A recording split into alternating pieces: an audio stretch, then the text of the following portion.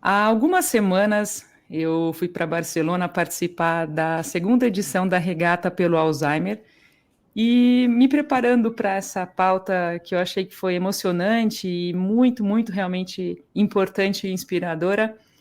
Eu conversei com alguns especialistas que me explicaram bastante sobre o Alzheimer, sobre o veleiro, os benefícios do veleiro, da atividade, né, de velejar para as pessoas que têm a doença, para as famílias que cuidam das pessoas com a doença.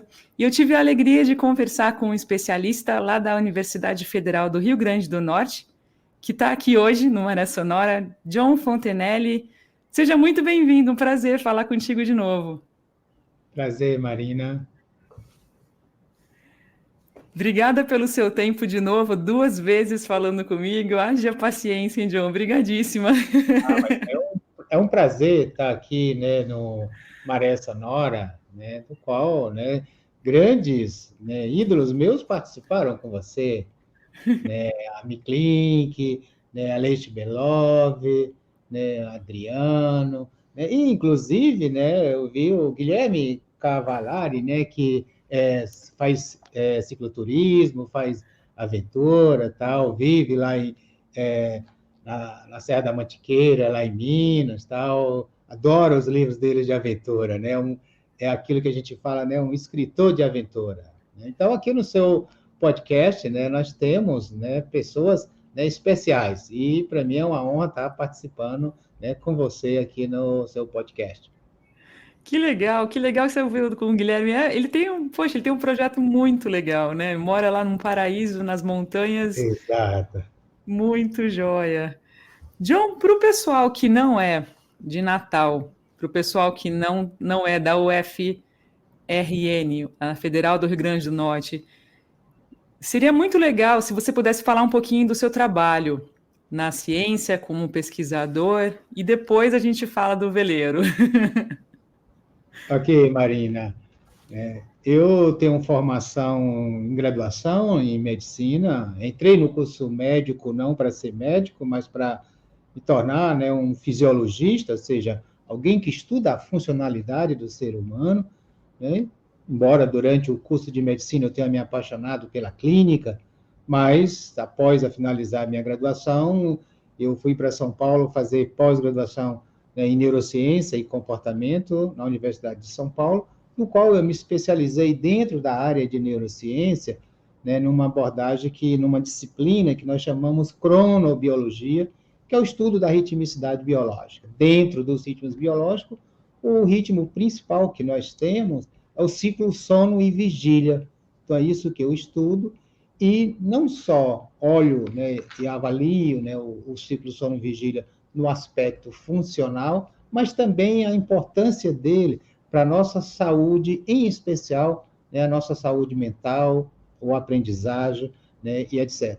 E aqui, né, depois eu voltei para Natal, estou aqui em Natal, na Universidade Federal do Rio Grande do Norte, há quase 30 anos, aqui na UFRN, onde atualmente eu coordeno, né, o laboratório de pesquisa que se chama Laboratório de Neurobiologia e Ritmicidade Biológica, em que a nossa investigação é essencial estudar o ciclo sono-vigília, os mecanismos por trás, né, que levam ao ciclo sono-vigília e as consequências para as funções cognitivas e emocionais dos distúrbios do sono.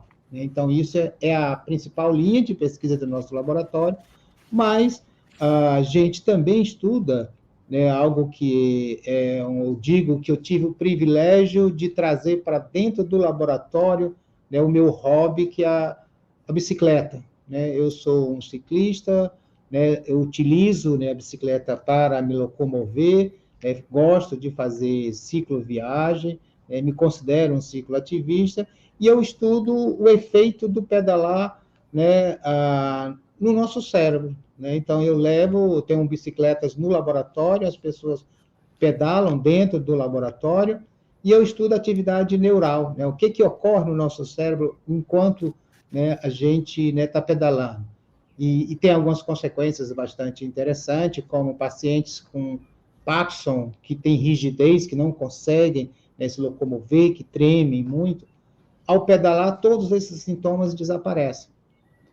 Né, que foi uma descoberta de um neurologista, né, holandês, né, no início desse século, e a gente tem estudado por que esse processo ocorre e como a gente pode, né, utilizar, né, o ato de pedalar como uma estratégia terapêutica adjunta no paciente com Parkinson. Então, o que a gente faz aqui no laboratório é um pouco isso, a gente faz investigações básicas e aplicada. Eu digo que o nosso laboratório, a gente trabalha desde o silício, né, até o leito, né, do paciente. No silício, desde as modelagens, matemática, a gente trabalha em colaboração com engenheiros, físicos, que fazem a parte de modelagem computacional, e a gente faz, né, a parte, né, da avaliação biológica.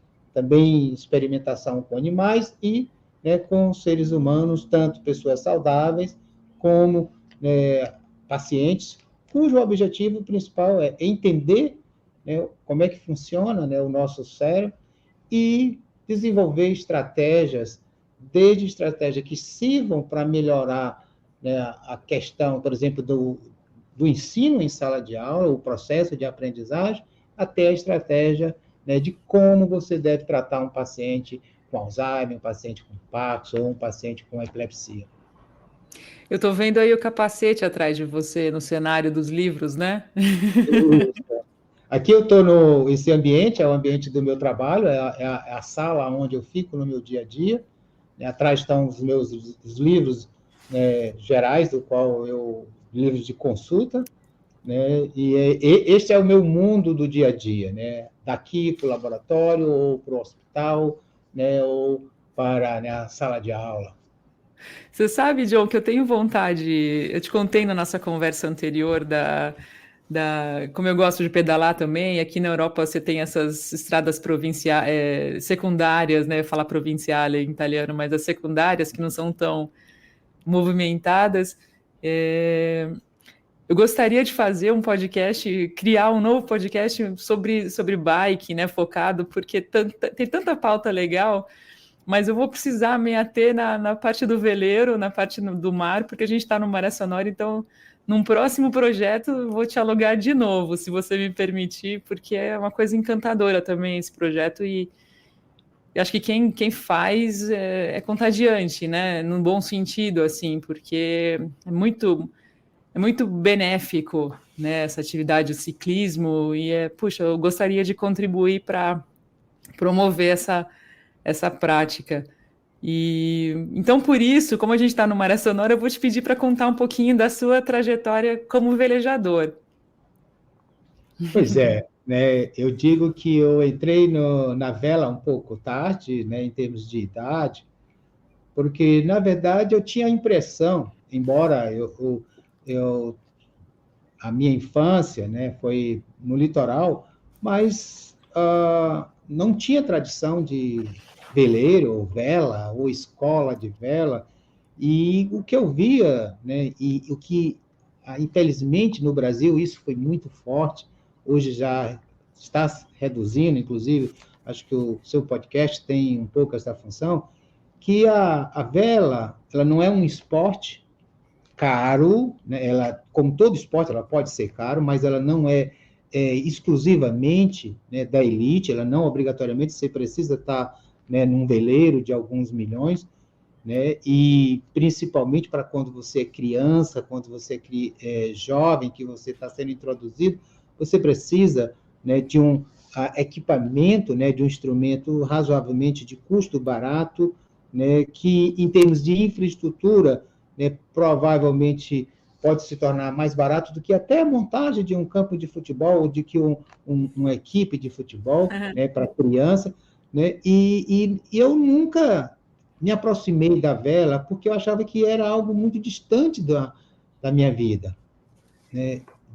Já na minha pós-graduação, quando eu estava em São Paulo, é que o meu orientador, ele gostava muito de barco, né, e aí ele que me aproximou e mostrou, né, que existe um outro mundo da vela, que não é aquele mundo dos grandes iates, né, das grandes marinhas, né, e inclusive projetos excepcionais, né, projetos educacionais. Daí, então, é que eu fui me aproximar, fazer, né, acompanhar, né, os grandes velejadores brasileiros, inclusive os atletas, né, o Lars Grael e todo o projeto dele em Niterói. E é que eu vi que existia um outro mundo que estava escondido para mim, né? E era algo que eu achava interessante. Mas o que mais me impactou foi a primeira vez que eu fui velejar um dinghy. Eu simplesmente descobri que tinha uma escola de vela em Natal, né? Então eu fui procurar, encontrei o professor, que foi o Alexandre, tá, então vamos começar uma escola de... Comecei a ver vídeos, né? E a primeira vez de entrar num dinghy, né? Velejar, sentir, né, aquela tranquilidade do deslocamento no rio, não ainda no mar, né? No rio Ah, que Potengi, legal. aqui em Natal, né? Se deslocando só pelo vento e eu ter o controle, navegar contra o vento, né? Foi algo, uma descoberta assim espetacular e me encantou, né?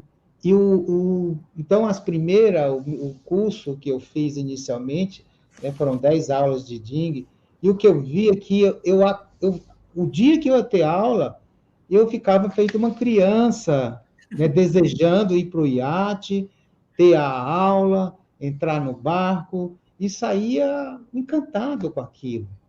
E eu descobri, então, que o velejar me tranquilizava muito. Daí em diante, né, eu comecei a achar, bem, tem algo especial no velejar. E o que é? Então, eu comecei a ler tudo que eu tinha disponível, comecei a comprar livro, comecei a ler, né, e aí abriu todo um grande universo, né, que é o universo da vela, né, e fui descobrir, né, por que alguém faz uma circunnavegação no mundo, não só exclusivamente por causa da aventura em si, né, porque o velejar é algo, né, especial. Né, o contato com a natureza e permitir com que a natureza lhe conduza, né, é algo especial. Aí daí depois aconteceu, né, várias experiências de eu fazer algumas travessias, né, na costa do Brasil, e cada vez mais eu fiquei encantado, né, e hoje eu sou, né, uma pessoa que me encanta, né, com a vela, né. Domingo agora mesmo, né, eu tive o privilégio de passar o sábado agora, né, dia 1º, né, eu tive o privilégio de passar o dia inteiro no mar, né, num catamarã, né, velejando, né, e é algo espetacular. Para onde é que você foi de travessia, John, pelo Brasil? No Brasil, eu saí do litoral do Piauí, né, que é Parnaíba.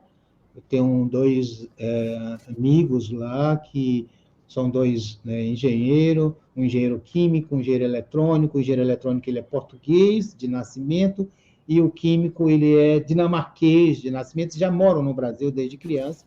E os dois, né, eu acho que juntou, né, a questão da navegação dos portugueses, né, com as coisas viking, né, dos dinamarqueses, e aí eles construíram, né, um catamarã, um modelo, Ah, um Tite, né, um Tique 38, né, que é aquele catamarã baseado no modelo das canoas polinésicas, ele é todo amarrado, né, que ele não legal. tem parafuso, né, então ele é todo amarrado, e nós saímos lá de Parnaíba e fomos até Belém, do Pará.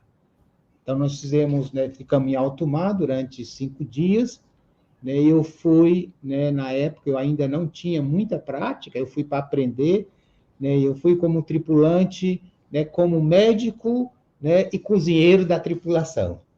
Que Né, esse foi, legal. né, como, né, eu consegui, né, a minha vaga, né, como tripulante, e é claro, né, os dois já são capitães, né, então aprendi muito, e tivemos a oportunidade, né, de fazer diversas manobras, né, e aí você aprende. E o que me encantou imagina você estar em alto mar, né, num veleiro, e é claro, né, num momento como isso foi em 2018, 2019, né? E neste momento, né? A gente tinha equipamentos, a gente tinha colegas que estavam nos acompanhando, né, via satélite e tal, então tinha muita tranquilidade.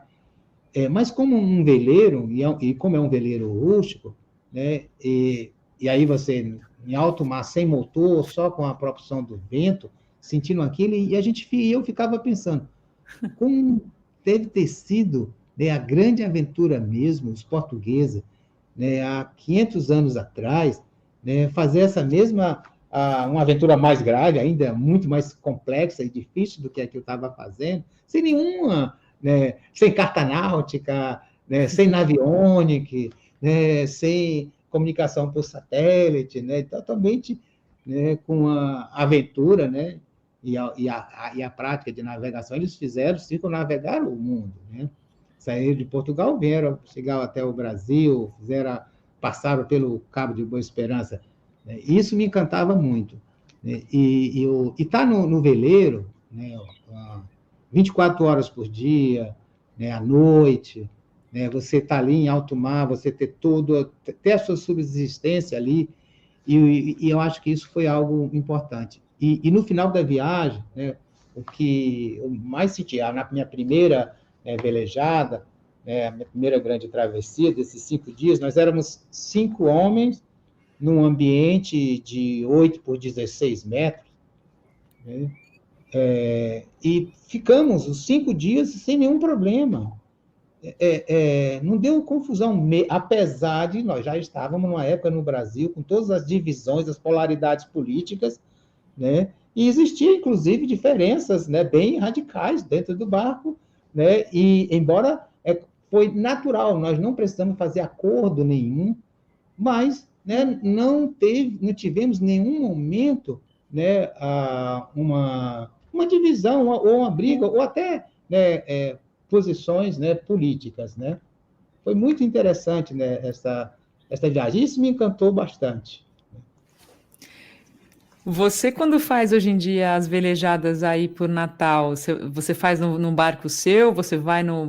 Eu lembro que você falou que era já estava inscrito no Yacht Club, né? Você é membro do Yacht Club. Como é que tá isso para você na sua vida pessoal, John, essa prática atual? Olha, no momento, né, eu tenho um barco que eu divido com um colega, é um day sail, é um barco pequeno, né, um barco para 2, né, um barco mais para regata. Eu não gosto muito de regata, na verdade, né? Eu gosto mais da travessia, coisa mais calma. Esse meu colega também é professor aqui da universidade, é um físico que já navega desde criança, né? Então, a gente divide um barco, mas eu navego muito pouco neste barco com ele, né? Ele até brinca que eu estou, né, que com ele, né, eu sou um navegador fantasma, e só quero navegar de catamarã, porque é mais tranquilo, na hora que tem o barco ordena, parece que eu tenho problemas de equilíbrio e tal. Eu digo, não, é porque eu gosto da coisa mais tranquila, né? Então, o que eu tenho feito aqui em Natal, né, como existem vários colegas que têm barcos, e aí o pessoal acaba querendo velejar no final de semana ou feriado e tal, aí eu aproveito e me coloco como voluntário, né, para fazer companhia, ser tripulante, né? Então a gente aproveita e faz, né? Geralmente a gente navega aqui pela costa mesmo, né, aqui de Natal, no Rio, né, ou aqui a gente sai do Rio, do iate, aí vamos até Ponta Negra, aí é sempre contra o vento, porque na região aqui de Natal, o vento é muito a mesma direção, ou é sudeste, um pouco sul, sudeste, tá? Sempre, né, a direção não muda muito. Então, para descer, ou seja, eu descer para, tipo, sair do iate até Ponta Negra, é contra o vento. Aí tem que fazer muito bordo, né, também para voltar é bem tranquilo, né? Então, eu tenho feito isso. E, assim, o meu projeto pessoal, né, em breve, quando eu tiver mais tempo, tiver aposentado, é me oferecer, inclusive, para fazer travessias maiores, né? Tem alguém que está passando por Natal e vai subir o Caribe. Então eu vou com você até Fortaleza, eu vou com você até São Luís. Então eu vou até o Rio, né, e lá eu embarco para ser um tripulante do Rio até Natal. né? Então, a disponibilidade do tempo vai me permitir eu fazer isso. Inicialmente, né, até por influência, né, do Adriano Plotz, né, lá do hashtag Sal, eu pensei em adquirir, né, um veleiro para morar, né? Mas aí depois, né, de ter feito vários passeios tal, e também por causa da esposa que não quer morar, né, então eu decidi, não vou comprar um barco, né, e vou ficar andando no barco dos amigos e, na medida do possível, eu vou alugar, né, quando viajar, tal, eu vou ao Mediterrâneo, então eu alugo um barco, fico uma semana, depois devolvo, né, sem ter, né, a preocupação e o trabalho de cuidar do barco, porque cuidar de um veleiro, né, é muito trabalhoso, dá muito trabalho, você tem que ter muito tempo para se dedicar, né, e hoje a gente já tem, né, nos diversos locais, né, a possibilidade de você alugar. Mas, né, eu quero ter um barquinho pequeno, né, tipo mesmo um day sailor, um hobbycat, algo que simplesmente só para fazer, né, velejada no rio ou nas lagoas que a gente tem por aqui. E a água aí é quentinha, né? Parece estar nadando num chazinho, né? Exatamente, essa que é a vantagem, né? Natal, a temperatura. Eu tenho um colega de Barcelona que, quando ele vem aqui para Natal, ele diz: John, é muito quente a água de vocês. Mas quando a gente olha, né, nas imagens do satélite, né, para ver, por exemplo, as curvas térmicas, até próximo de Recife, o nosso litoral é bem vermelho, né, porque é bem quente. Né? Depois de Recife já começa, né, a baixar a temperatura. Mas aqui a temperatura está sempre agradável. John, na nossa conversa da matéria que ainda não saiu, que eu fiz para o UOL, que vai mostrar um pouquinho dessa relação veleiros em prol da saúde mental, da melhoria da qualidade de vida, né, para as pessoas que têm Alzheimer, para as famílias que cuidam das pessoas com Alzheimer. Você me falou uma coisa muito interessante sobre a história do meio ambiente na equação, né? Meio ambiente e saúde mental, que foi um pouquinho que você pontuou agora do relaxamento que o veleiro proporciona. Você pode falar um pouquinho mais sobre isso, John, aproveitando carona que amanhã, dia 5 de junho, é celebrado o Dia Mundial do Meio Ambiente, mesmo que esse podcast saia um pouquinho depois, eu achei que poderia ser uma boa ocasião para a gente falar sobre isso. Aí eu não sei de onde surgiu a expressão meio ambiente, né? Quando eu gosto de dizer assim, por que não é o ambiente completo, né? Porque a gente tem esse problema no português, né? Do meio ser o local, né? Um espaço, mas ser metade, né? Mas eu vou trocar o termo, eu vou pedir licença a você e trocar o termo meio ambiente por natureza, né? Então, a grande questão é o quanto a natureza ajuda a saúde mental, né? Então, no mundo inteiro, né, qualquer área da medicina, a gente procura entender, né, por que a gente adoece, né? Então, o que a gente olha? A gente olha o aspecto básico, né, que é a genética, que é a estrutura lá, ou seja, a minha formação depende, né, de algo que está escrito no meu genes, né? Eu mudo um pouco, mas eu tenho um limite. Eu posso ter alterações graves e eu tenho uma doença grave por causa disso. Então, eu tenho causas genéticas, eu tenho outras causas que são causas infecciosas, né, que é o que eu tenho partículas externas, né, que vai me gerar, ou seja, essas partículas podem ser, quando ela é, né, de um ser vivo, né, mesmo considerando o vírus um ser vivo, um vírus, um fungo, uma bactéria, né, e aí eu vou dizer que é infecciosa. Eu posso ter uma causa provocada por partículas que não são seres vivos, que aí são doenças, né, que é dependente do processo de poluição, né? Mas eu tenho um grupo de doenças que a gente chama de doenças crônicas, né, não transmissíveis. E aí, por que a gente fica, né, essas doenças? Uma das causas principais, essas doenças, né, que a gente chama de doenças crônicas não transmissíveis, as doenças cardiovasculares, doenças cerebrovasculares, as demências, né, em parte, né, as doenças mentais, né, as doenças gastrointestinais, parte delas, as neoplasias, né, os tumores, são doenças que a gente chama de doenças crônicas não transmissíveis. Elas não têm uma causa provocada por um organismo. Então, a questão é, o que é que leva a isso? Uma das coisas, né, que isso ficou já claro, isso é estabelecido, né, na Organização Mundial de Saúde, né, é que uma das causas é a questão, né, do sedentarismo. Né? Então, o sedentarismo é um fator que contribui com o desenvolvimento dessas doenças. Então, eu posso dizer que quem é mais sedentário tem maior probabilidade de desenvolver tumores. Quem é mais sedentário tem maior probabilidade, né, de desenvolver, né, doenças cardíacas, né, e doenças mentais também. Então, por isso que a Organização Mundial de Saúde, ela tem, né, uma condição que é importante, que é um plano, né, um plano que é definido a cada 10 anos, que é o Plano Global de Atividade Física para a Saúde.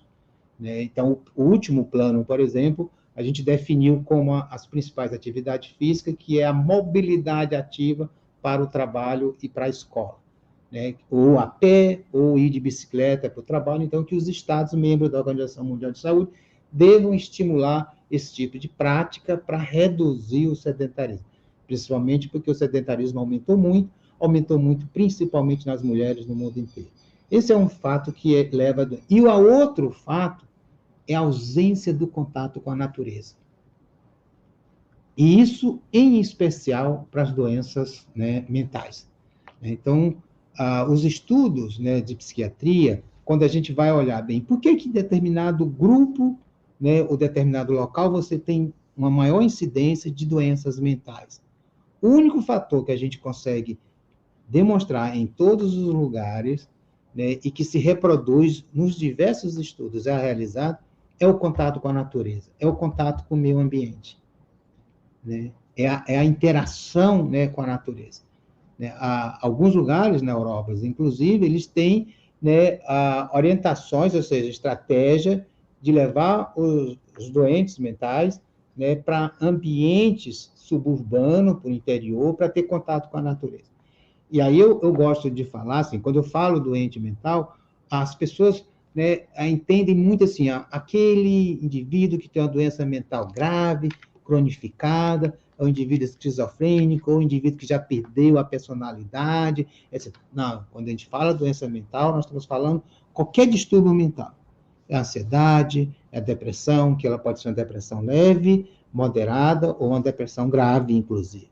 Né? Então, é todos os níveis. A gente não está falando só da questão do doente. Então, eu digo que mesmo um indivíduo que ele não está diagnosticado como ansiedade, mas porque a ansiedade ela faz parte de uma resposta comportamental nossa, porque às vezes ela fica hiperativa e isso prejudica, né, o nosso bem-estar, né, tanto de saúde como de interação social, de trabalho, etc.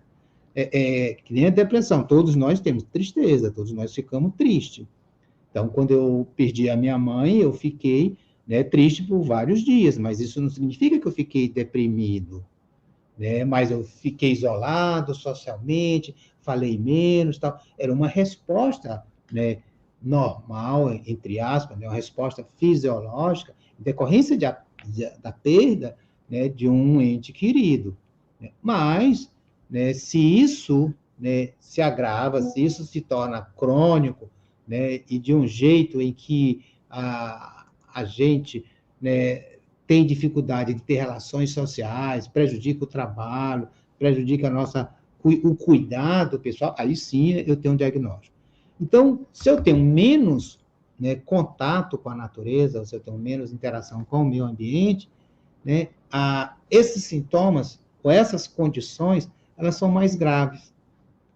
E aí eu preciso tratar, preciso fazer intervenção. Né? Então, o teu contato com a natureza, né, reduz. Então, eu ter uma cidade, eu fazer um planejamento urbano em que eu tenho uma praça com muito verde, permitindo que nessa praça eu tenha animais silvestres, né, que possam estar vivendo com a gente, eu posso estar ouvindo o som de pássaros, né, e que eu estimule que as pessoas se locomovam, né, isso faz com que essa população tenha uma melhor saúde mental. Então, a saúde mental, ela precisa, para você ter uma boa saúde mental, você precisa ter, né, uma boa estimulação, em especial uma estimulação sensorial pela natureza. E aí o veleiro, como é que entra nesse pacote, nesse combo aí Bem, benéfico? e aí o veleiro, né? O veleiro, né? Ele tem algumas coisas, né, bem especiais. Primeiro, você tem muito estímulo no veleiro, né? Quando você está no veleiro, né? Porque você tem um estímulo sonoro, né? Que até tem a maré sonora, né? Então, assim, tem um som, os sons muito diversos, né? O som do deslocamento do veleiro na água, o som do próprio vento, né, em contato com você, que é uma coisa que todo velejador tem que aprender, é sentir o vento, é isso que a gente faz, né? Para ser um bom velejador, você precisa sentir o vento, né? Antes de começar a ser o velejador, eu não sentia o vento. É como se eu tivesse descoberto o vento depois que eu tive as primeiras aulas, né, de vela, né, aprendendo a velejar. Então, esta sensação auditiva, ela é um espetáculo. Ela tem a água, né, o toque da água, né, no veleiro. Muitos, né, às vezes, que dependendo do local, é deslocamento de peixes, golfinhos ou outras espécies marítimas ou no rio que estão lá pulando e você está ouvindo isso. O vento em você, o vento na vela, embora a gente sempre, não, a vela não pode planejar, senão ela não está bem ajustada, tal. Mas sempre eu vou ter o ruído da vela, né? Então, alguns velejadores dizem, né, que existe a música, né, no veleiro, porque além desses sons da natureza, tem os sons do próprio barco. Cada movimento que o barco faz, ele vai ranger, né? A cada, né, questão que o barco muda, ele aderna, né, é algo dentro do veleiro que se locomove, né, e faz um ruído. Então, a gente, por estar longe, né, da cidade, estar longe dos carros, né, porque no carro a poluição sonora, na cidade a poluição sonora dos carros é muito alta. Né? Eu digo porque as pessoas não percebem isso, porque você, geralmente, principalmente na cidade como Natal, que é uma cidade quente, que a gente anda na maioria dos veículos fechado com ar-condicionado, né, ligado, então você não está ouvindo o barulho dos outros carros, mas quando você está a pé, como pedestre, ou está andando de bicicleta, né, você ouve o barulho dos carros e vê o quanto que tem ruído. Né, e aquele ruído, né, contínuo, diferente, né, no veleiro, que os sons vão mudando. Né, então, tem esses sons do carro. Isso é um espetáculo. Tem também o equilíbrio, né? O equilíbrio sensorial é grande, porque você tem o balanço, se você está no monocasco, você vai adernar, aí você tem uma outra forma de equilíbrio, mas se você está no catamarã, também tem um balanço, o catamarã não aderna assim, a gente pode dizer, entre aspas, porque ele não aderna, né? Mas eu tenho todo, né, o movimento que ele faz, né, no mar ou no próprio rio também, ele tem esses movimentos. Tem a parte visual, né, que é um estímulo visual espetacular, porque você está vendo, né, se você está no mar, você tem 360 graus, né, você não está dentro como de um veículo, está fechado, mas você está vendo tudo, né, você, né, não tem, está distante, né, ali da Terra, então o seu campo de visão aumenta, né, então isso é importante. E o olfato, né, que é em decorrência da brisa, né? Porque você está vendo, se você está no mar, você está no rio, você aprende, né, a detectar o cheiro daquele rio, o cheiro daquele lugar. Aí você diz, olha, essa aqui, na Barra, a entrada da Barra aqui em Natal, tem um cheiro diferente lá da frente, né, do iate.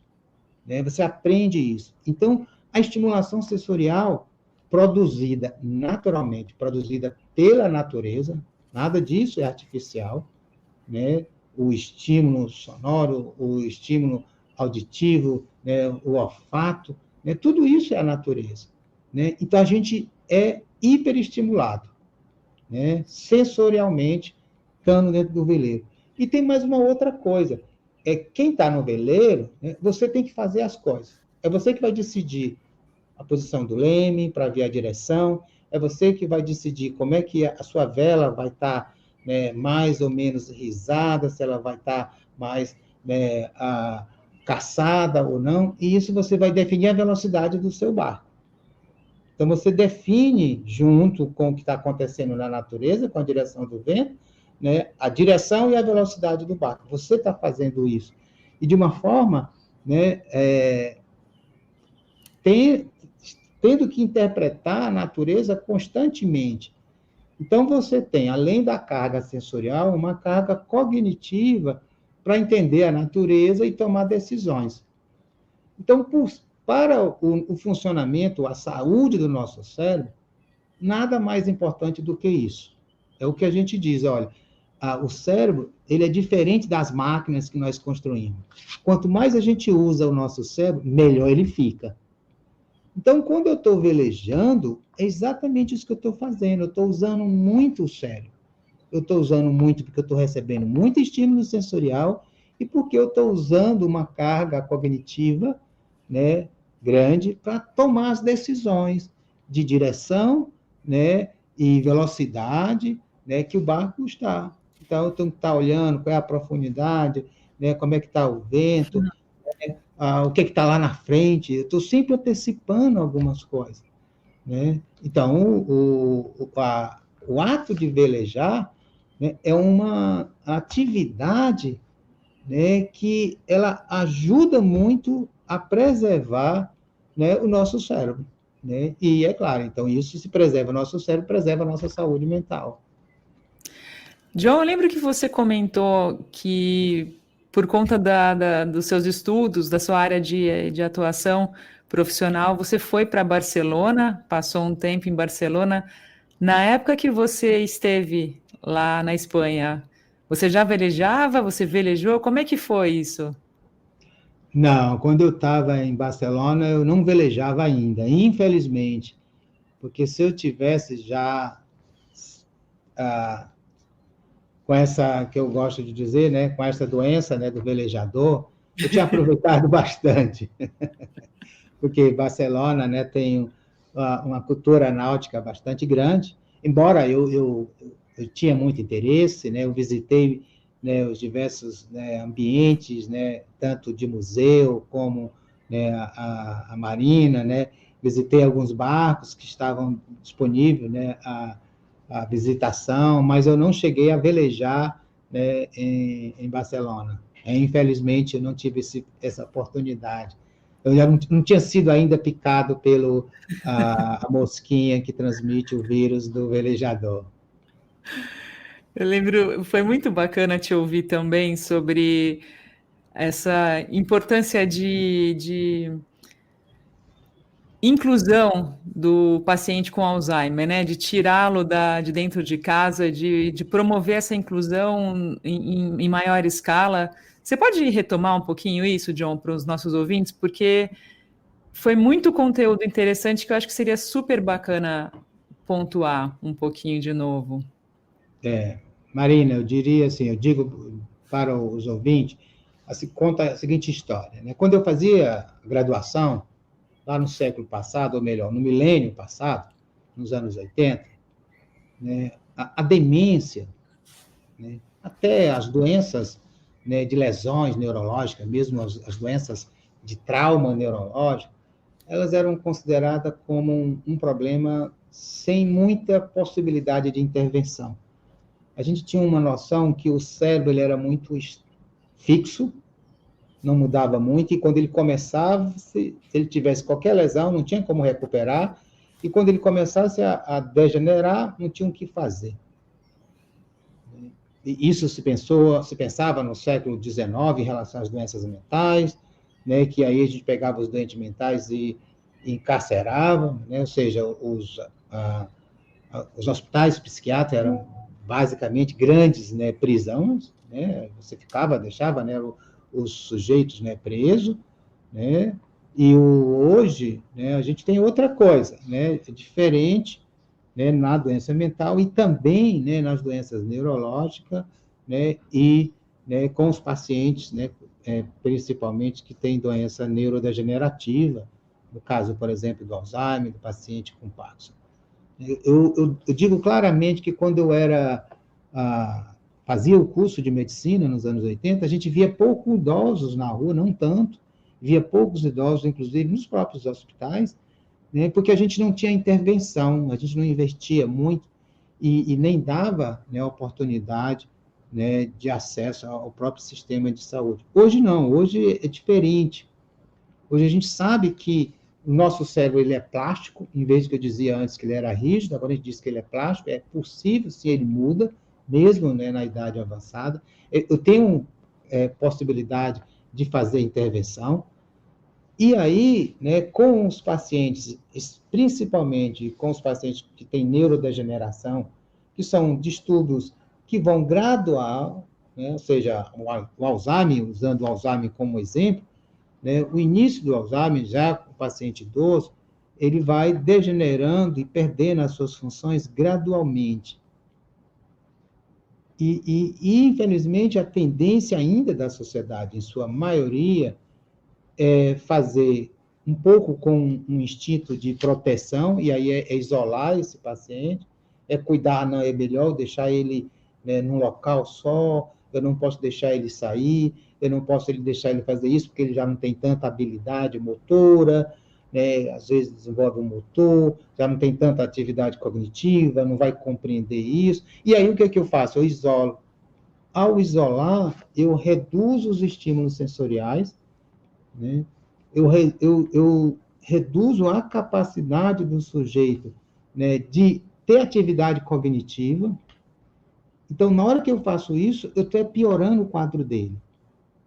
Então, agora, né, a estratégia toda que nós usamos, em termos terapêuticos, não, eu tenho que fazer com que esse paciente, se ele está no início, ou está com Alzheimer moderado, né, mesmo com Alzheimer mais grave, é fazer a inclusão desse paciente. Eu tenho que incluir ele na sociedade, né? Porque é a inclusão que vai garantir com que ele seja exposto aos estímulos sensoriais, é a inclusão que vai fazer com que eu esteja forçando, né, ele ter atividade mental, ter atividade cognitiva, e é isso que vai preservá-lo, que vai preservar a saúde dele.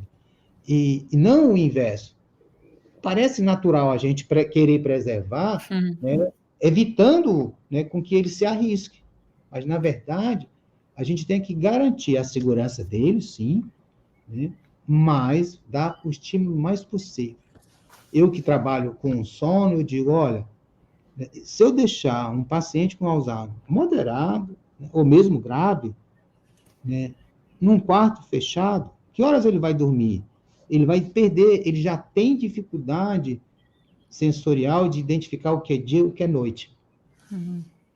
Então, se eu exponho ele ao sol durante o dia, né, ele pode até não mais compreender o que é o dia, né, mentalmente ou cognitivamente, ou de uma forma muito difusa. Mas os neurônios que ele tem, do qual nós chamamos do relógio biológico, estão recebendo essa informação e estão ajustando o sono dele para o horário noturno. Então, ele vai ter um sono menos fragmentado. Então, se ele tem um sono menos fragmentado, ele vai ter uma condição de saúde melhor. E se ele vai ter uma condição de saúde melhor, né, a doença vai progredir de uma forma mais lenta. Então, eu estou dando, né, uma melhor, né, qualidade de vida, né, para o paciente, porque eu estou incluindo esse paciente, estou fazendo um processo de inclusão. Que isso que é o importante hoje, a gente precisa estar, inclusive, colocando isso muito claramente para a sociedade. Né? Porque, claro, a gente tem que entender que os familiares, né, fazem, ou seja, é por proteção, não é para pegar o parente, o pai ou o avô, né, e deixar ele preso dentro do quarto. Não, não é por maldade. Né? Eles fazem isso para tentar proteger, mas estão fazendo algo que está prejudicando. E o que a gente tem que mostrar para eles é que é o inverso. É mais complexo? É, sim. E aí é que a gente precisa, como sociedade, garantir, como sociedade, que a inclusão ocorra, né? É preciso que eu tenha, por exemplo, nos ambientes públicos, né, profissionais treinados que, olha, vai entrar aqui alguém que tem Alzheimer. Ele pode chegar aqui, está normal, ele pode chegar aqui e fazer uma compra, né, e na hora de sair ele não sabe onde que está. Né? Ou ele pode chegar aqui e comprar um monte de coisa e o vendedor vai aprender, né, e vai chegar e dizer assim, olha, né, não vai deixar, não vai fazer a compra, porque sabe que aquele paciente, né, ele está fazendo aquilo porque ele não está conseguindo cognitivamente definir ou resolver. Mas não é porque ele está fazendo isso que ele deva ficar preso em casa. Né? Então, a gente precisa fazer desconstruir, né, esse hábito que nós temos, essa atitude nossa de proteção excessiva, né, e construir na sociedade, né, estratégias de inclusão.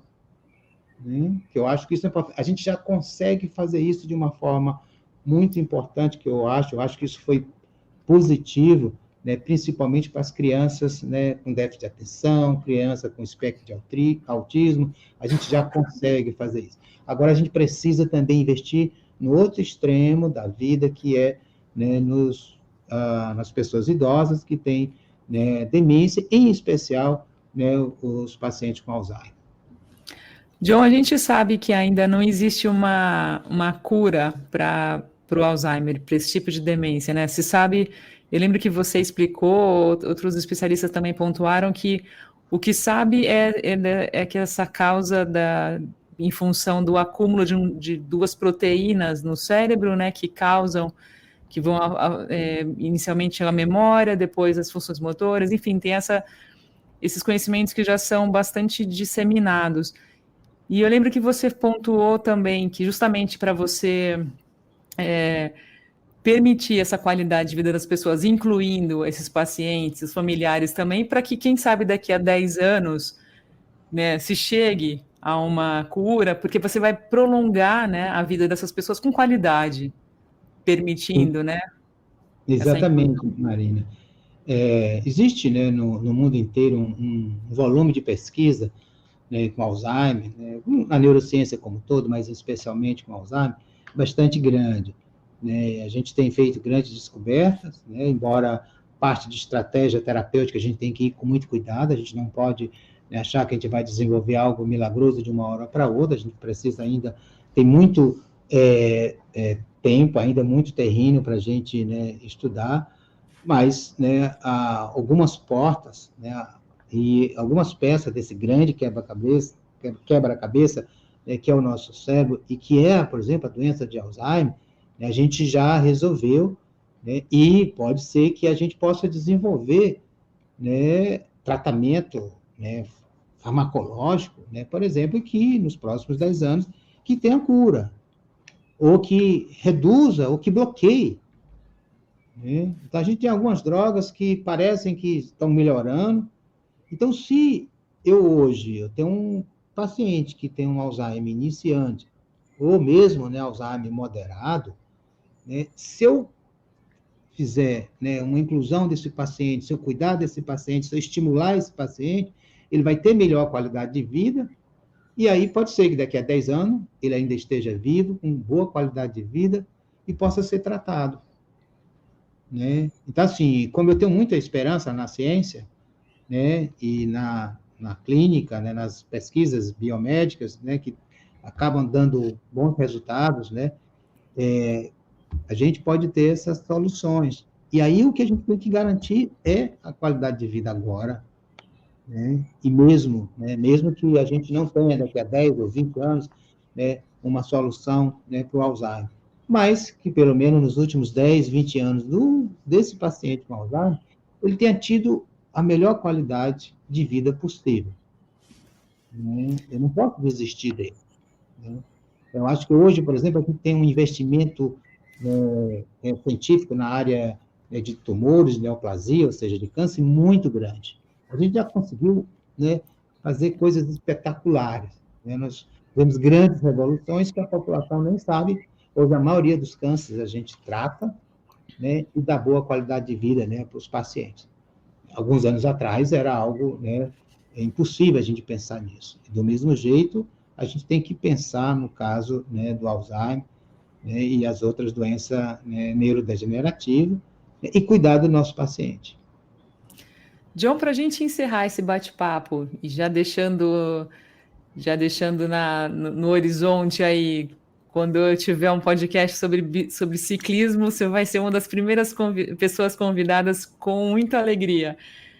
Se você puder comentar sobre a sua expectativa, porque a regata em Barcelona, a segunda regata pelo Alzheimer em Barcelona, que é um evento inédito no mundo, que é resultado de uma iniciativa muito bacana da Associação Velas pelo Alzheimer, e você era a única pessoa com quem eu conversei do Brasil que conhecia esse evento. Como é que você vê a criação, como é que fala isso? A criação, né, a ramificação dessa regata no Brasil? Se você puder finalizar a sua fala sobre isso, seria muito legal. Marina, eu, né, espero, né, que a gente consiga, pelo menos a médio prazo, né, ter eventos semelhantes aqui no Brasil e em todos, né, as marinas brasileiras, a gente possa estar fazendo isso. Né, espero ter apoio, né, da Marinha brasileira, né, que a gente não pode pensar só que a Marinha ela tem um papel só exclusivamente de defender, pensar como um instrumento, né, um investimento público para a guerra, não, mas um investimento público, né, para a saúde. Né, que eu quero convencer, né, tanto, né, o pessoal do Ministério da Saúde, como o pessoal, né, dos almirantes, né, que a gente possa fazer um trabalho em conjunto, tanto até para valorizar a própria, né, a Marinha brasileira, né, que a gente possa criar, né, algo semelhante aqui no Brasil.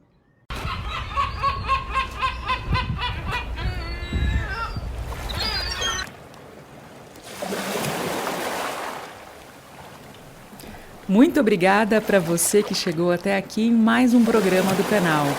E quem quiser conferir esse episódio até o final, existem 3 possibilidades. A primeira é ser um apoiador através do Pix, fazendo uma contribuição pontual. As demais alternativas são assinar o canal através da plataforma Apoia-se ou então diretamente no YouTube. Você confere todas as explicações no site www.podcastmarésonora.com, diretamente na seção Apoie. Lá você vai ver também o nome de todas as pessoas que já participaram, a quem eu agradeço demais. E é isso aí, eu fico por aqui. Desejo a todos uma ótima semana. A gente se vê no próximo bate-papo. E como sempre, bons ventos!